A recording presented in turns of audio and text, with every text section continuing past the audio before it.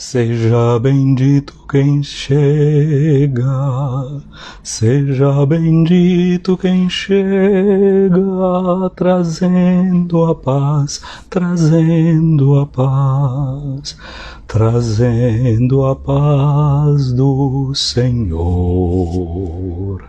Seja bendito quem chega, seja bendito quem chega, trazendo a paz, trazendo a paz, trazendo a paz do Senhor.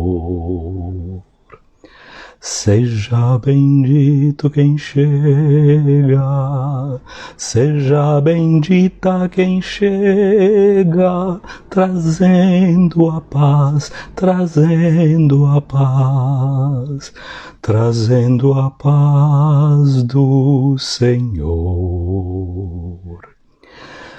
Seja bendito quem chega, seja bendito quem chega, trazendo a paz, trazendo a paz, trazendo a paz do Senhor.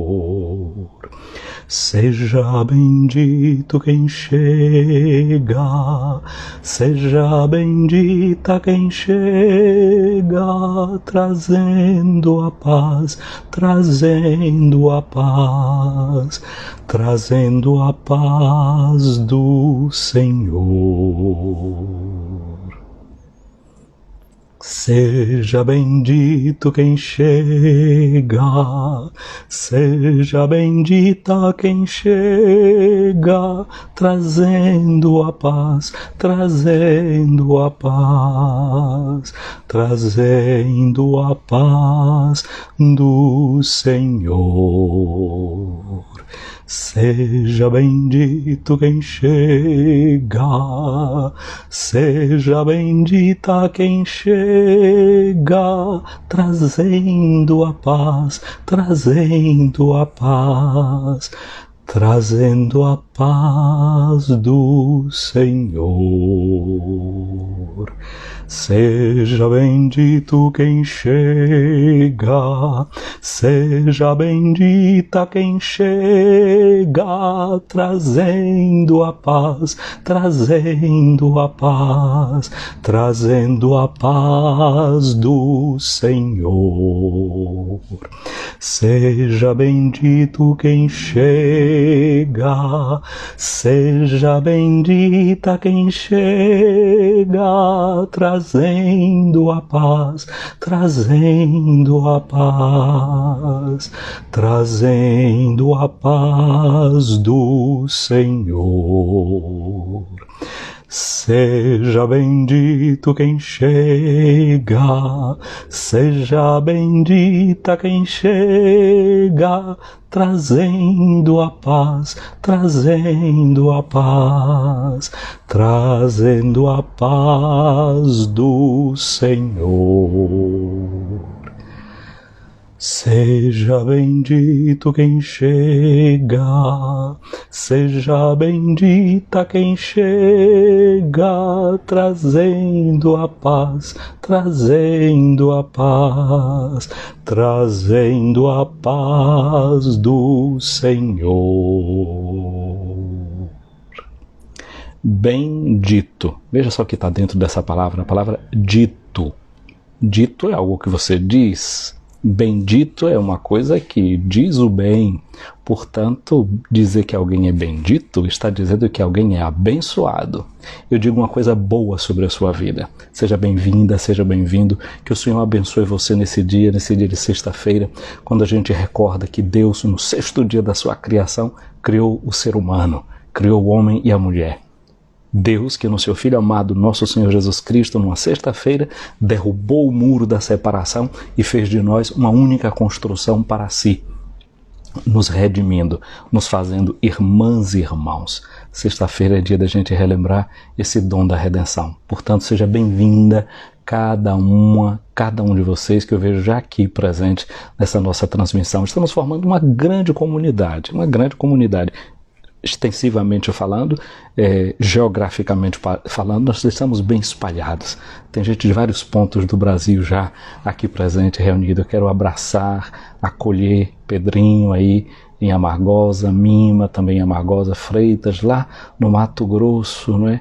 A Ana Barreto aí em Nazaré das Farinhas, na Bahia, Nazaré, Ana Caldas em Amargosa, Anjos Bia, que não sei dizer de que ponto do Brasil é que é essa, não me recordo bem, Coelhos Leitores aí de Santo Antônio de Jesus, Vírio Souza também da mesma cidade, tem Keleu Passos também daí de Santo Antônio, Maria Eureni lá no Ceará, aqui também unida com a gente, Maria Aline Sampaio, a Aldeane Ribeiro, Dinéa Flores, quem mais eu vejo aqui presente, Fal Rei Sena, não sei se Fal Rei Sena, que agora eu já faço as confusões, não sei se é aquela que também lá do Ceará nos acompanha, Silvia Fernandes, Edilene Borges, Jussara, olha, temos Minas Gerais aqui também presente, Vânia Ribeiro, Silvia Fernandes, Edilene, Maria Santos, Anjos Bia, o Baíra, Frau, o Baíra, assim, já vê que a idade já me faz confundir algumas coisas, Aldeane também aí por Amargosa. Dos pontos onde nós estamos, nós formamos uma comunidade e depois outras pessoas, né, se unirão a essa mensagem que aqui fica. Então a você que chega, a você que chegará, a você que verá essa transmissão. Seja bendito quem chega, seja bendita quem chega, trazendo a paz, trazendo a paz, trazendo a paz do Senhor. Hoje no Evangelho de Mateus, no capítulo 21, versículos 33 a 43, Jesus vai falar de um homem que ele plantou uma vinha. Essa coisa de comparar Israel com uma vinha é bem antigo já. Nós encontramos no Antigo Testamento, nós vamos encontrar Isaías 5, no que fala do povo de Israel como uma vinha. E depois temos também o Salmo 79, 80, que canta o povo de Israel como uma vinha, né? Durante o tempo do Advento a gente canta muito essa canção. Convertei-nos, Senhor Deus do mundo inteiro, sobre nós a vossa face iluminai. Se voltardes para nós, seremos salvos, vós que sobre os anjos todos assentais. Arrancaste do Egito esta videira e expulsaste muita gente para plantá-la. Diante dela preparaste terra boa, vinde logo, Senhor, vinde depressa para salvá-la. É uma imagem do povo de Israel, mas essa videira não é apenas o povo de Israel, essa videira é você, sou eu. Jesus diz assim, eu sou a videira, vocês são os ramos, meu pai é o agricultor. Suas raízes se espalharam pela terra e os seus ramos recobriram o sertão. Levantai-vos, vinde logo em nosso auxílio, libertai-nos pela vossa compaixão. Arrancaste do Egito esta videira e expulsaste muita gente para plantá-la. Diante dela preparaste terra boa, vinde logo, Senhor, vinde depressa para salvá-la. Seus rebentos atingiram as montanhas, verdes mares, longos rios e palmeiras. Vinde logo, Senhor Deus do universo, visitai a vossa vinha e protegei-a. Arrancaste do Egito esta videira e expulsaste muita gente para plantá-la. Diante dela até preparaste terra boa. Vinde logo, Senhor, vinde depressa para salvá-la. Até quando ficaremos esperando? Escutai a oração do vosso povo. Vinde livrar-nos e banir da nossa história tanto pranto amargo e copioso. Arrancaste do Egito esta videira e expulsaste muita gente para plantá-la. Diante dela preparaste terra boa. Vinde logo, Senhor, vinde depressa para salvá-la. E o povo canta, pede a proteção de Deus para essa vinha. Como nós estamos precisando da proteção de Deus, não é verdade? Esse tempo de pandemia, essa crise, essas dificuldades que nós estamos vivendo do ponto de vista psicológico, emocional, social, político, tanta mistura. Supliquemos a Deus que venha ter cuidado dessa vinha que é dele. Estendei a vossa mão ao protegido, que escolhestes para vós, filho do homem, e jamais os deixaremos, Senhor Santo. Dai-nos vida e louvaremos vosso nome. Arrancaste do Egito esta videira e expulsaste muita gente para plantá-la. Diante dela preparaste terra boa. Vinde logo, Senhor, vinde depressa para salvá-la. Este salmo não está previsto na liturgia de hoje, mas lendo esse texto hoje me veio de cantar com vocês esse salmo belíssimo, esse salmo 79, 80. Eu estou nesses dias sempre dizendo a vocês que vale a pena sempre ler um texto que é apresentado na liturgia dentro do seu contexto, para que a nossa visão seja muito mais ampla e a gente entenda por que a igreja está colocando aquele texto naquele lugar e como a palavra ressoa num ambiente muito mais amplo. Hoje, por exemplo, aqui nessa leitura do Evangelho, capítulo 21 de Mateus, a gente vai encontrar a palavra a partir do versículo 33, depois ao 43, depois do 45 e o 46. Mas qual é o contexto no qual ele foi escrito? O capítulo 21 de Mateus começa narrando a entrada triunfal de Jesus em Jerusalém. Mas Jesus montado naquele jumentinho, os jovens arrancando os ramos das oliveiras, jogando pelo chão e cantando Hosana ao filho de Davi. Você lembra que em toda missa a gente canta isso, não é? Hosana, Hosana nas alturas. Hosana era um grito de dizer viva, viva! Era Jesus o rei que estava chegando. Depois que Jesus entrou em Jerusalém, hosanado por toda a multidão, o que foi que Jesus fez? Ele entrou no templo e foi purificar o templo. É interessante que os evangelistas, os chamados sinóticos, Marcos, Mateus e Lucas, contam esse episódio no fim da vida de Jesus. Mas o Evangelho de João, que nós vamos ler no próximo domingo, olha o spoiler para o próximo domingo aqui, a meditação vai ser sobre isso, vai ser mais cedo, não vai ser nesse horário normal, eu faço mais cedo dia de domingo, porque depois eu vou ter que celebrar a missa na comunidade que é mais cedo nesse dia. Hoje eu já celebrei bem cedinho, às 6h30 da manhã, então agora eu já celebrei, já comecei os estudos e agora estou fazendo essa pausa. O dia de domingo a missa é mais tarde, eu faço às 9h30 e aí por conta dessa diferença nossa de horário eu faço mais cedo e deixo gravado. Poucas pessoas veem ao vivo, porque aí é pelas 4 da manhã, sei lá o que, 5 no Brasil, quando eu faço o vídeo aqui no dia de domingo. Mas é sobre isso que eu vou falar. Então imagine esse templo. Tem duas palavras no grego para falar que a gente traduz simplesmente como templo, que é hieron e naos, mas que são palavras diferentes, mas isso a gente aprofunda no domingo. Então Jesus entrou naquele templo. A praça do templo, calcula aí que é o equivalente a 22 campos de futebol. Ao campo de futebol, 22 campos. Aquilo era uma coisa muito imensa. E Jesus chega na parte sul do templo, faz um chicote, sai derrubando tudo que ele encontrou por lá, os vendedores, não sei o quê. Aí todo mundo disse, esse daqui tá pancada. No Evangelho de João, isso é colocado no início logo do Evangelho. Domingo eu falo sobre isso, tá o spoiler aqui.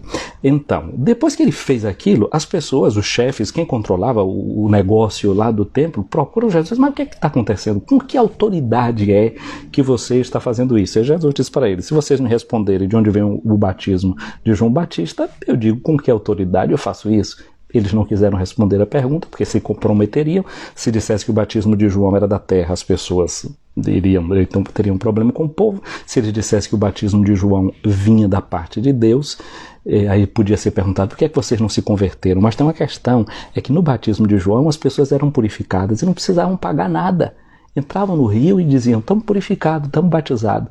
E para ser purificado no templo, qual era a conversa? Tinha que fazer sacrifício, tinha que pagar ali com aqueles animais, etc. Muito bem, Jesus deu aquela resposta e Jesus contou uma parábola para eles, que era a parábola daqueles dois filhos que foram... Perdão. Antes disso, depois que eles purificam, que Jesus fez isso aí, não é? Teve uma questão ainda mais séria antes, que eu saltei aqui. Jesus foi dormir em Betânia. Anav significa pobre, Anavim é o plural dessa palavra, significa os pobres. Jesus foi para Betânia, lá onde tinha a casa de Lázaro, Marta, Maria, né, aqueles amigos dele que acolhiam Jesus na casa dele. Quando Jesus, isso é 6 quilômetros de Jerusalém, quando Jesus volta, que vai passar pela a parte do Cedron, que era um lugar onde ficavam os bois para serem oferecidos em sacrifício, quando Jesus está voltando aí dessa parte, diz que Jesus encontrou um pé de figo e não estava dando fruto. E aí Jesus amaldiçoou aquela figueira, não é? E a figueira não produziu mais fruto. Nunca mais tu produzas frutos. E no mesmo instante a figueira ficou seca. Aí as pessoas perguntam para Jesus, mas como é que essa figueira ficou seca tão de repente? Aí Jesus diz, olha, se vocês tiverem fé, mesmo que seja assim pequenininha, se vocês não duvidarem da fé que tem no coração, vocês podem dizer para uma figueira, não só para uma figueira, mas até para esta montanha, arranca-te e joga no mar. Olha só, Jesus diz para esta montanha, vindo de Betânia, o que é que Jesus está vendo? É o Monte Sião. O Monte Sião é o lugar onde o templo estava edificado. Jesus diz, pode dizer para esse monte, arranca-te e joga-te no mar. O que acontece é que o mar para o povo de Israel era a simbologia do lugar onde habita o mal. É a sede do mal. Então quando Jesus diz assim, pega para esse monte e joga-te no mar, aquilo para os judeus é uma palavra muito forte, porque está evocando quase que uma sorte de fim para aquele culto que estava sendo feito ali no templo, dizendo que aquele culto que era feito no templo daquela forma, aquela coisada toda, poderia realmente chegar ao fim. Então Jesus confirma com um gesto simbólico o que ele já tinha feito expulsando os vendilhões do templo. Aí é que entrou essa questão que eu falei dessa autoridade que perguntaram a Jesus, com a qual ele fazia. Jesus conta a parábola dos dois filhos que o pai diz para trabalhar na vinha, um diz que vai e não vai, o outro diz que não ia e não foi. Jesus pergunta quem é que fez a vontade do pai, e aí a pergunta que está por trás é, quem é que faz a vontade do pai? É quem fica fazendo esses sacrifícios aqui no templo? Ou pode ter gente que não fica fazendo esses sacrifícios aqui no templo, mas faz a vontade de Deus? Essa era a questão que estava sendo posta. Mostrado esse contexto maior, agora a gente olha o texto de hoje. O texto de hoje diz que Jesus, dirigindo-se aos chefes dos sacerdotes, está falando para eles de novo, já estava em debate com eles, Jesus diz para eles, escutai esta outra parábola, porque a primeira tinha sido a dos dois filhos. Aí começa com essa parábola de agora. Ele fala de um proprietário que plantou uma vinha, que pôs uma cerca, fez um lagar para esmagar as uvas, depois arrendou aquela vinha aos vinhateiros, viaja para o estrangeiro, e quando chegou o tempo da colheita, e ali em grego a gente vai ler a palavra kairos, quando chegou o kairos dos frutos, a hora de recolher os frutos, que deveria ser uma hora de alegria. Não sei se vocês têm experiência de morar na roça, ou de ouvir os pais de vocês contar, mas a hora da colheita é sempre uma hora muito animada. As pessoas quando tinham que arrancar o fumo, ou quando tinham que manocar o fumo, ou quando tinha que colher o feijão, ou bater o feijão, né? A gente vê o povo fazer aquele cambão, amarrava um pau no outro e batendo aqui, tá suando, mas estava suando e cantando, tinha as cantigas da colheita. Então a hora da colheita significa também a hora da alegria do povo. Tá todo mundo suando, tá todo mundo se cansando, como diz o salmista, quem vai jogando a semente vai com lágrimas, mas na hora que faz a colheita vem com aquelas braçadas de fruto, de espiga, vem todo mundo contente e alegre. Se trabalhava muito. E essa, por exemplo, é uma imagem, às vezes a gente vê a imagem da morte, né? Aquela imagem da morte com uma foice na mão. É que é a imagem da colheita, que deveria ser para nós uma forma de a gente não pensar na morte são apenas como o fim e a destruição de tudo, mas é a hora da colheita, é a hora em que os frutos que a gente produziu na vida são recolhidos, reunidos para ser levados para a presença de Deus. Santa Teresinha do Menino Jesus dizia... não, isso eu vou deixar para dizer na meditação do domingo eu digo isso.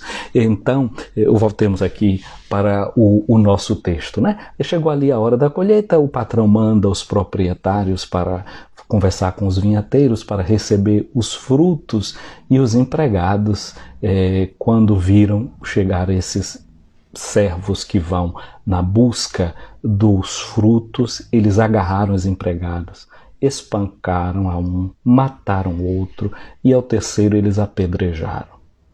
O proprietário mandou de novo outros empregados, em maior número que os primeiros, mas eles trataram da mesma forma. É a imagem daquele povo, daquelas pessoas que não acolhem os enviados de Deus. Isso pode você, posso ser eu. Não é quando a gente não acolhe aqueles que Deus manda nos trazendo a sua palavra, que a gente rejeita. Então é a imagem de todos aqueles profetas de Israel que já tinham passado e já tinham sido rejeitados. Mas até hoje também na história continua assim, né? A gente até canta, né? Se calarem a voz dos profetas, as pedras falarão. E assim continua Deus falando para a gente e a gente fechando o coração. Aí por fim o dono da vinha pensa, eu vou mandar o meu filho, eles vão respeitar. Mas os vinhateiros, os agricultores, é interessante porque aqui a nossa palavra diz vinhateiro.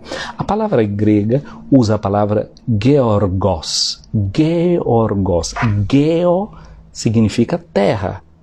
Agricultor. Agri significa o campo, cultor do campo. Georgos significa aquele que cultiva a terra. Daí minha palavra geografia, esse geo significa a terra. Que é uma imagem também para mim, para você, de pensar o seguinte: essa terra e esse campo é o nosso mundo. Deus que deixa o mundo em nossas mãos para que a gente cultive, para que a gente faça produzir frutos. Mas chega um momento em que o homem, em vez de saber cuidar dessa casa, desse campo que Deus coloca em nossas mãos, o que é que nós estamos fazendo? Destruindo aquilo que Deus colocou em nossas mãos. E não sabemos, em momentos oportunos, dar a Deus, retribuir a Deus aquilo que seria necessário para a prestação de nossas contas. Mas o pai manda, o dono do campo manda o seu filho dizendo, eles vão respeitá-lo. Mas o que acontece é que quando o filho chega, os vinhateiros, os agricultores, aqueles que deveriam cuidar da terra, vendo o filho, lhe disseram, este é o herdeiro, vinde, vamos matá-lo e tomar posse da sua herança, tomar posse da herança do filho. Aqui de novo eu peço desculpa para vocês, para pensar nas palavras. A palavra herdeiro, em grego, kleronomos, se diz. Kleronomos. Você está sentindo a palavra, não é? Kleronomos. A palavra klero está dentro, não é? Kleronomia é a herança. Tem alguma coisa a ver com clero. O clero, e eu faço parte do clero, né? Fui ordenado padre, eu sou clérigo. Dentro da lógica do Antigo Testamento, se você pega o Salmo 15, por exemplo, não é? Que era um salmo que era cantado no dia da ordenação dos levitas e dos sacerdotes do Antigo Testamento, aí o levita diz assim, a minha herança é Deus, eu tenho a melhor parte da herança, o meu cálice está seguro nas mãos de Deus. Por quê? Para a tribo de Levi não foi dada terra. Todas as outras 11 tribos receberam terra, mas para a tribo de Levi não. Eles iam cuidar do culto, eles iriam cuidar do templo, iriam viver das ofertas que o povo fazia. A herança do levita era Deus, e por isso o povo deveria sustentar o levita. Quando Jesus expulsou os vendilhões do templo, era porque aquele povo estava fazendo do templo um lugar de negócio. Não era mais Deus que era a herança deles, não. Tinha as taxas que eram cobradas, tinha o dinheiro que era tirado, ia tirando do povo tudo que podia também, mais alguma coisa. Jesus critica esse tipo de culto e esse tipo de gente, essa prática. Então, não é o salmista que deveria, antigamente quando era jovem, se cantava muito uma parte desse salmo que dizia: a minha herança é Deus, isso me basta, tirei a sorte grande, eu sou feliz. E o sacerdote que deveria encontrar sua felicidade no seu Deus e a ajuda do seu povo, às vezes tinha o seu coração desviado para os bens da terra. Esse tipo de culto Jesus estava combatendo. Então, para esse pessoa, quando Jesus está falando aí dessa herança, eles que conhecem a língua na sua raiz, é claro que o evangelho está escrito em grego, Jesus falou em aramaico, em hebraico, não ressoa da mesma forma, mas quem recebeu o texto do evangelho tinha esse eco dentro dos seus ouvidos. A herança é aquilo que é o próprio Deus para Israel. Deus é a sua herança. Às vezes a gente não tem nenhuma herança, não é, para deixar para ninguém. Às vezes a gente precisa se preocupar realmente se a gente vai deixando legados na nossa vida. Se Deus é o grande legado que a gente vai poder deixar para os outros, para transmitir aos outros, para entregar às gerações póstumas. Mas aqui agora volto de novo para esse texto, vendo esses homens que estão querendo agarrar a herança, aquilo que não era deles. Quando a gente quer pegar uma coisa que não é da gente e é dos outros, como é mesmo o nome desse sentimento? Inveja, né?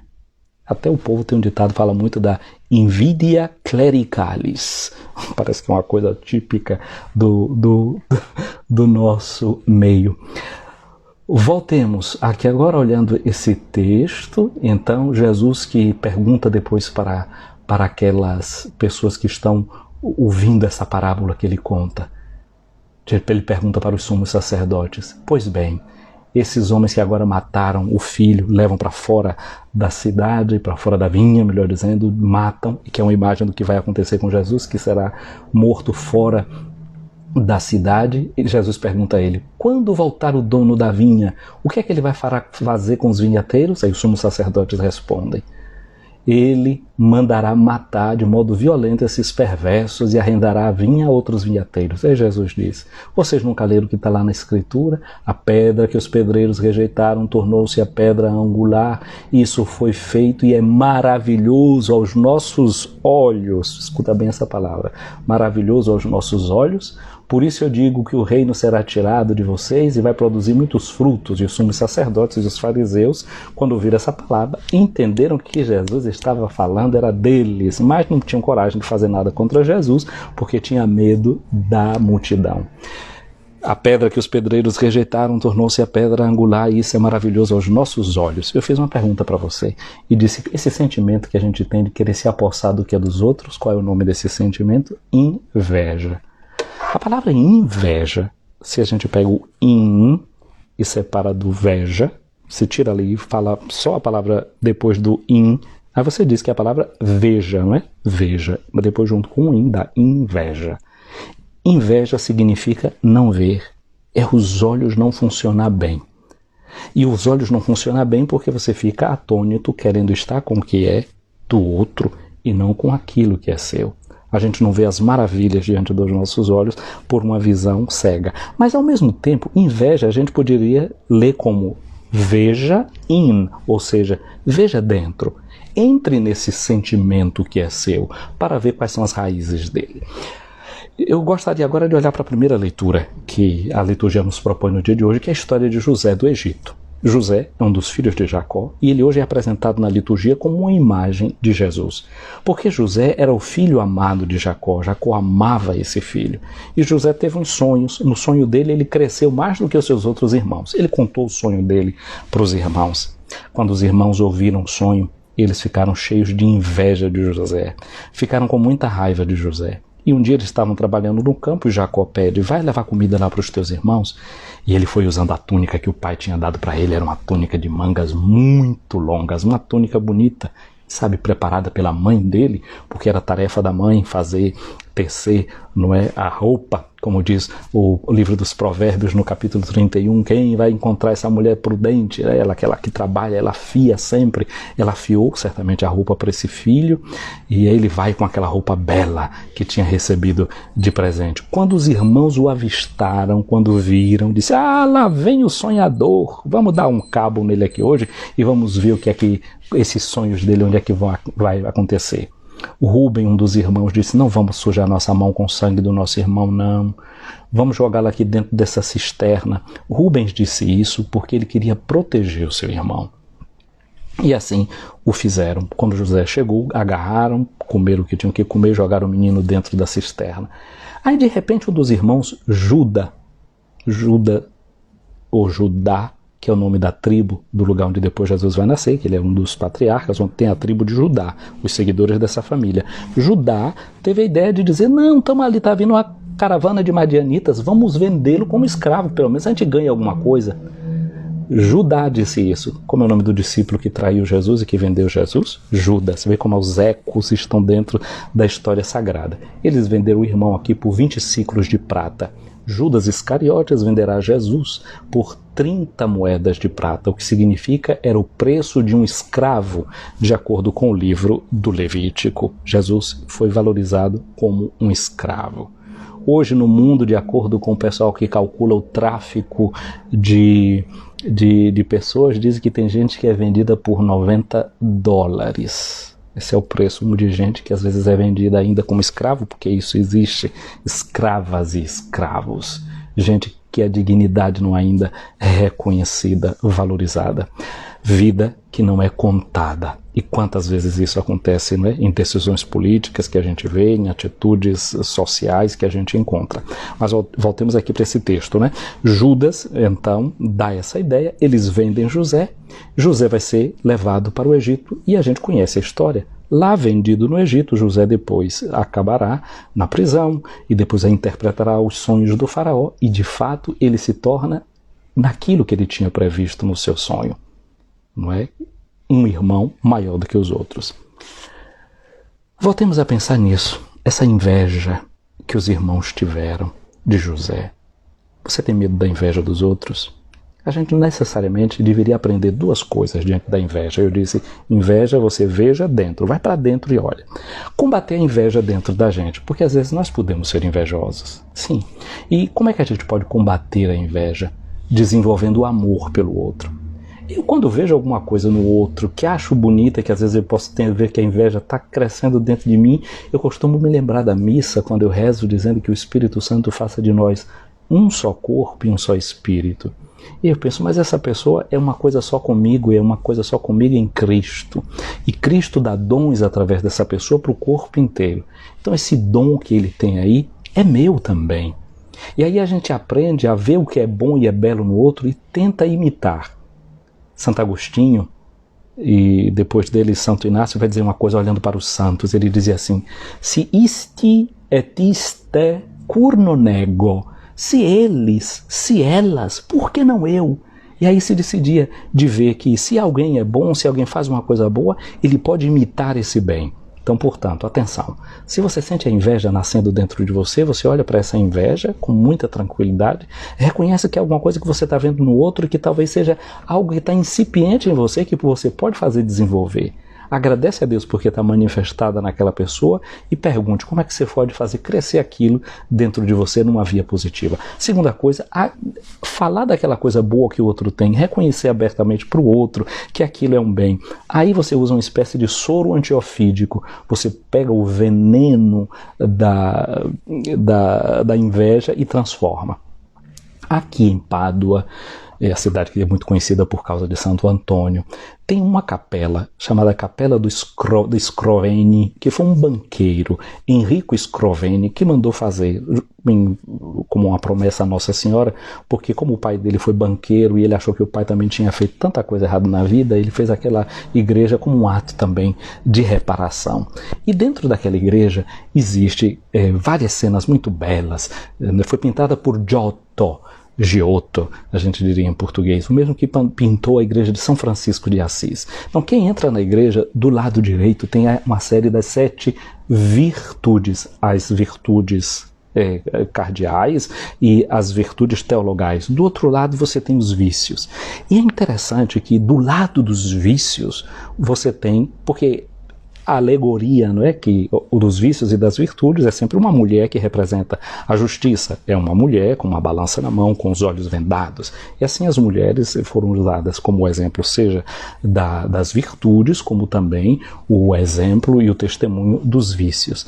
E esse vício da inveja, não é?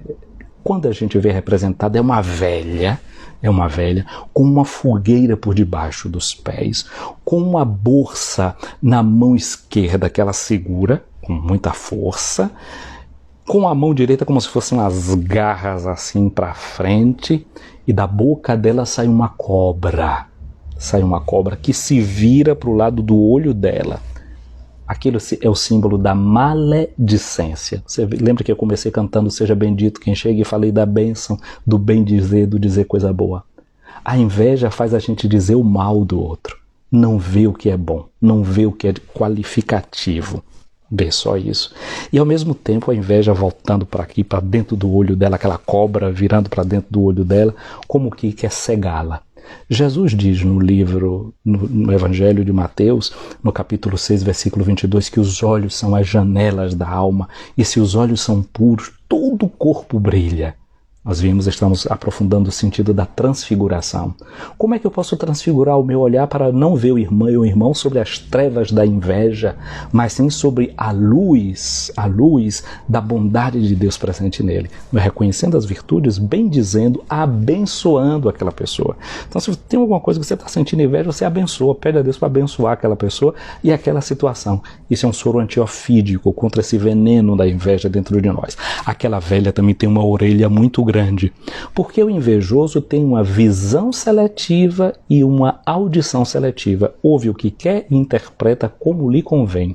Com aquela fogueirinha que estava lá debaixo dos pés dele, queimando todas as possibilidades que ele tem de ver o que era bom no seu irmão e na sua irmã.